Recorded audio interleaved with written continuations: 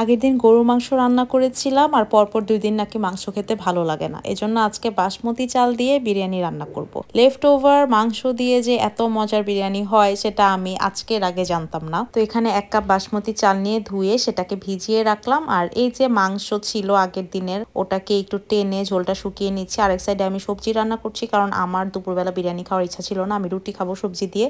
শীতের সবজি দিয়ে রুটি খেতে আমার অনেক ভালো লাগে। তো এখানে একটু তেল আর ঘিয়ের মধ্যে পেঁয়াজ কাঁচামরিচ ভেজে নিলাম, তার মধ্যে চাল দিয়ে সেটা ভেজে নিলাম, পরিমাণ মতো পানি দিয়ে একটু বিরিয়ানি মশলা দিয়ে এটাকে ভালো মতো নেড়ে চেড়ে চালটা যখন টেনে আসবে আর একটু নেড়ে তারপরে এটার মধ্যে যে জাল করা মাংসটা সেটা দিয়ে দিচ্ছি। মাংসের ঝোলটা আমি পুরাই শুকিয়ে ফেলেছিলাম, একদম ভুনা করে ফেলেছিলাম। তো এখন এটাকে ভালো মতো চালের সাথে মিশিয়ে নিলাম। মাংস অল্প ছিল, কারণ ওই যে বললাম এটা আগের দিনের বেঁচে যাওয়া মাংস, তো এই জন্য আমি অল্প একটু চাল দিয়েছি, জাস্ট 1 কাপ চাল দিয়ে আমি রান্না করেছি যাতে আমার হাজবেন্ড রাতের বেলা এসে খেতে পারে। এরপর অর্ণব এসেছিল আমার কাছ থেকে বই নেওয়ার জন্য।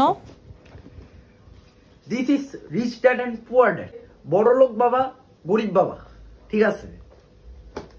আর এটা হচ্ছে how to win friends and influence people. এই বইয়ের কাজ কি সেটা আমি নিজেও জানি না, ঠিক আছে? বইটা জানতে হবে। পরেরটা নেক্সট, এটা হইতেছে দ্য পাওয়ার অফ হ্যাবিট, অভ্যাসের শক্তি।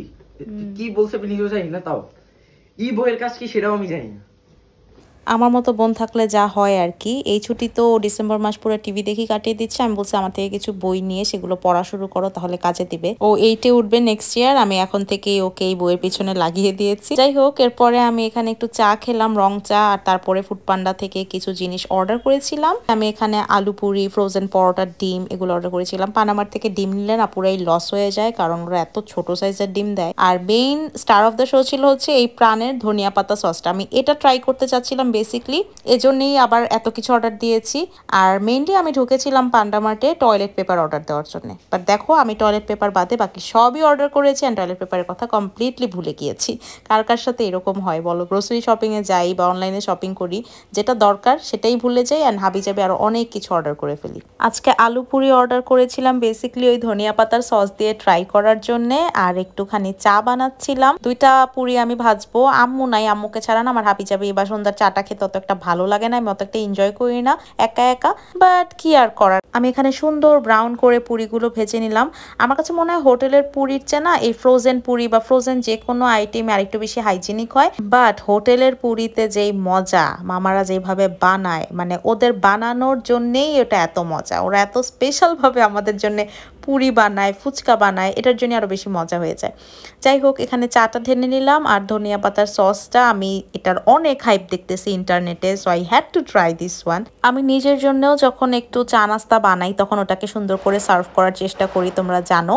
আমি এখানে একটু রিল্যাক্সে চা নাস্তা খাবো, আর ইউটিউবে দেখছিলাম, বেসিকলি ভ্লগই দেখছিলাম। আমি নিজে যেমন ভ্লগ করি, আমার না অন্যদের ডেলি ভ্লগ দেখতে অনেক ভালো লাগে।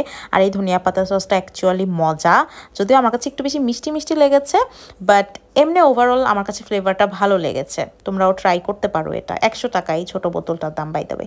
আর তারপরে আমি এখানে হালকা পাতলা একটু রেডি হয়ে গেলাম সন্ধ্যার দিকে, কারণ যাবো একটু ঘোরাফেরা করতে। আসলে যাচ্ছি কাজেই, আমার একটু বুথে যেতে হবে, আর 1 নম্বরে একটু কাজ আছে। আমি এখানে খুবই লাইট একটু মেকআপ করে নিচ্ছি, আর ড্রেসটা পরেছি আমাদের পেজ ড্রেস মেসের।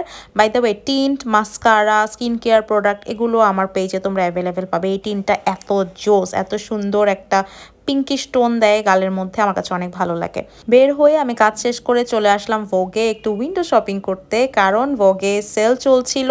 ওদের ড্রেস আমার কাছে অনেক ভালো লাগে, আমার কালেকশনে অলওয়েজ ওদের 1-2টা ড্রেস থাকে, আর যখন সেল দেয় তখন তো দরকার না হলেও কিনতে হবে, এরকম একটা ব্যাপার হয়ে যায়। আমি এখানে কিছু ড্রেস ট্রাই করলাম, যদিও অনেকদিন আগে সেল দেওয়ার কারণে অনেক কালেকশন নাই, অনেকগুলোর সাইজ নাই, তো এখানে একটু প্যারা খাচ্ছিলাম, হয়তো বেশি ছোট বা বেশি বড় আমার পারফেক্ট সাইজটা পাচ্ছিলাম না। এন্ড কিছু কিছু সেলের পরেও, যেমন এই ড্রেসগুলো 4000 প্লাস ছিল প্রাইস, সো আমার কাছে মনে হয় না ভার্থ ইট। এনিওয়েজ, আমি আমার বাজেট মতো এখান থেকে 2টা কুর্তি নিলাম, যেগুলো ফিউচারে তোমাদের সাথে শেয়ার করব কোনো get ready with me video. I was super happy, আমার কাছে অনেক এক্সাইটেড লাগছিল। আমি শপিং করার প্ল্যানিং করে আসি নাই, বাট সেলে আমি 2টা কুর্তি যে পেয়েছি আমার কাছে মনে হয়েছে ভালো ডিল ছিল এগুলো। আর তারপরে আমি ক্রিমজন কাপে চলে আসলাম, এখানে একটু হট চকলেট অর্ডার করলাম, আর একটা রেড ভেলভেট পেস্ট্রি অর্ডার করলাম। কিছুক্ষণ বই পড়বো, এন্ড এখানে ক্রিসমাসের ডেকোরেশনসও ছিল, ছিল আমি ক্রিসমাস ডে সেলিব্রেট করি না, কাউকে ক্রিসমাস উইশ করা বা এনকারেজ করা বা সেলিব্রেট করতে যাওয়া এই জিনিসগুলো আমি সাপোর্টও করি না। বাট আমার কাছে না এই কিউট কিউট যে ক্রিসমাস ট্রিগুলো ডেকোরেট করে না, এগুলো অনেক ভালো লাগে। দ্য হোল আইডিয়া আমার কাছে এটা দেখতে ভালো লাগে আর কি, আমি দেখতে এনজয় করি। সো এই তো এখানে আমি ক্রিসমাস ট্রি দেখে না একটু খুশি হয়ে গেছি।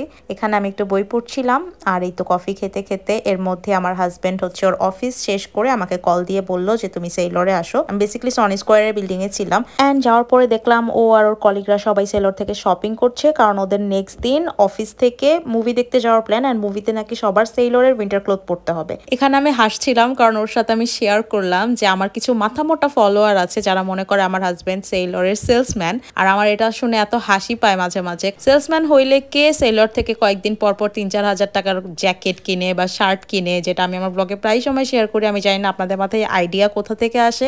এনিওয়েজ আমার হাজবেন্ড হচ্ছে গিয়ে টেক্সটাইল ইঞ্জিনিয়ার, ও সেলরের ফ্যাক্টরিতে জব করে, ফ্যাক্টরিতে বসে সুইং ডিপার্টমেন্টের সিনিয়র এক্সিকিউটিভ, প্রোডাকশন ডিপার্টমেন্টের হেডও।